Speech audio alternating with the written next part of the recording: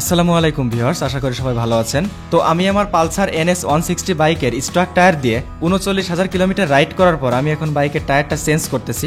আমি 2 চাকারই tyre change করতেছি একসাথে। আমার টায়ারটা খোলা হচ্ছে, দেখতে পাচ্ছেন টায়ারের কি অবস্থা। টায়ারের মধ্যে জেল দেওয়া ছিল, এই কারণে ভেতরের অবস্থা এরকম হয়ে গিয়েছে, ময়লা হয়ে গিয়েছে, দেখতে পাচ্ছেন। রিমটা একটু ধুয়ে নেওয়া হচ্ছে। তো আমার বাইকে স্টক যে টায়ারটা ছিল সেটা হচ্ছে MRF এর 120/80 পেছনেরটা এবং সামনেরটা 90/90। তো আমি কিন্তু দুইটাই আবার সেম টায়ারই লাগিয়েছি। MRF পেছনেরটা 120/80, সামনেরটা 90/90। দুইটা টায়ার আমি একসাথে কিনেছি 7,900 টাকা দিয়ে। তো এখন কথা হচ্ছে, এর থেকে মোটা টায়ার আমি চাইলে লাগাতে পারতাম, বা অন্য বিভিন্ন কোম্পানি আছে যেমন অ্যাপোলো, তারপর হচ্ছে ম্যাক্সিস, তারপর টিমসা, তারপর সিয়েট। তবে আমি কিছু কারণে কিছু বিষয় মাথায় রেখে আমি সেইগুলো লাগাইনি। আমি যেরকম ছিল টায়ারটা যা ছিল সেটাই লাগিয়েছি, সেম টায়ার। এর প্রধান কারণ হচ্ছে মাইলেজ।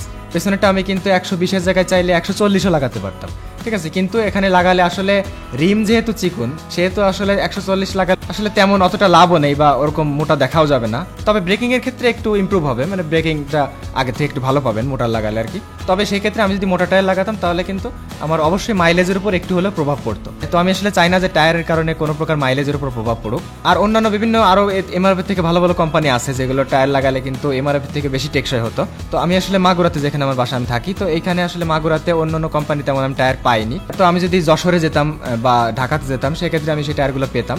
আর সেসব টায়ারগুলো মেবি এর থেকে একটু ভার হতো, যার কারণে দেখা যাচ্ছে মাইলেজে প্রভাব পড়তে পারতো। তবে আপনারা চাইলে লাগাতে পারেন অন্যান্য কোম্পানির টায়ার বা এর থেকে মোটা টায়ার। আপনার স্টক টায়ার যা থাকবে তার থেকে মোটা লাগালে অবশ্যই মাইলেজের উপর একটু হলেও প্রভাব পড়বে। তবে অন্যান্য কোম্পানির টায়ার আপনি চাইলে লাগাতে পারেন। এটা আসলে হয়তো আপনার মাইলেজের উপর সামান্য প্রভাব পড়তে পারে বা নাও পড়তে পারে। মানে আপনি একটু হাতে নিয়ে ওজনটা দেখবেন, মানে আসলে টায়ারের ওজনটা বেশি কিনা। যদি ওজন বেশি হয় সেক্ষেত্রে মাইলেজের উপর একটু হলেও প্রভাব পড়বে। আর আরেকটা বিষয় হচ্ছে, আপনারা টায়ার কেনার সময় অবশ্যই ম্যানুফ্যাকচারিং ডেটটা দেখে নেবেন। টায়ারের গায়ে যে কোনো জায়গায় দেখবেন এরকম ম্যানুফ্যাকচার ডেট থাকে, যেমন এই যে এটা দেখতে পাচ্ছেন 43-24, অর্থাৎ 24 সালের 43 সপ্তাহ। এই প্রথমটা হচ্ছে সপ্তাহ।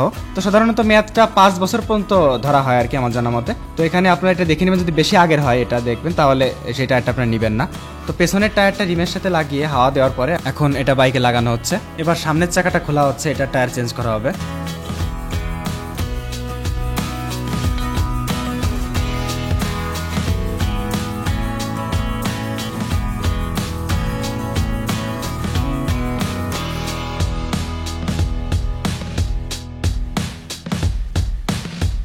তো আমার টায়ারের মধ্যে জেল দিয়ে দেওয়া হচ্ছে, পেছনের টায়ারও জেল দেওয়া হয়েছে। ভিডিওটা করা হয়নি এই কারণে দেখাতে পারিনি। দুইটা টায়ারের মধ্যেই দুইটা জেল দিয়ে দেওয়া হচ্ছে, যাতে কোনো লোহা বা কোনো কিছু ফুটলে সমস্যা না হয়। এখন চাকাটা লাগিয়ে দেওয়া হচ্ছে বাইকে।